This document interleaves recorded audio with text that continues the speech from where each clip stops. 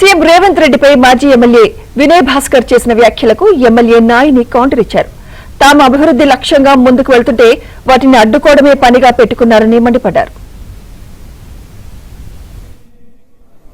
ఈ గుడ్డి ప్రభుత్వం, ఈ చెవిటి ప్రభుత్వం, ఈ ముద్దు నిద్రపోయే ప్రభుత్వానికి కనువిప్పు కావాలి, కన్ను తెరిపియాలని చెప్పి ప్రధాన ప్రతిపక్షమైనటువంటి బీఆర్ఎస్ పార్టీ ప్రజల పక్షాన పోరాడుతుంటే మళ్ళా అదే రీతి 3 దూషణలు 6 దాడులు అన్నట్టు అడ్డగోలు మాటలతోని కాలం గడుపుతున్నారు.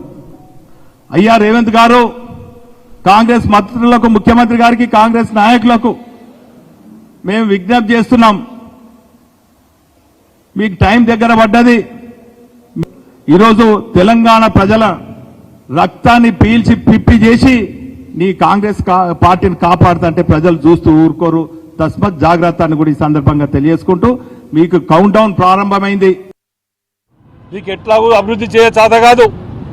హనుమకొండ జిల్లాని ఖతం చేసినావు, నియోజకవర్గాన్ని ఖతం చేసినావు. మేము జిల్లా డివిజన్ల వైజు ఒక్కొక్క డివిజన్లో తిరుక్కుంటా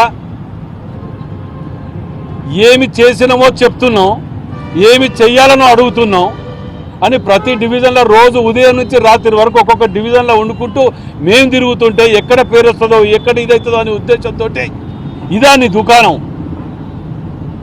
మేము సిపిఆర్ కూడా కంప్లైంట్ చేసిన, సార్ మీతో అవుతుందా చెప్పండి, లేకపోతే మాకు అర్ధగంట వదిలిపెట్టండి, మేము చూసుకుంటాం. మరిగా అర్ధగంట చాలు, క్లీన్ అండ్ క్లీన్ చేసి పెడతా బిడ్డ.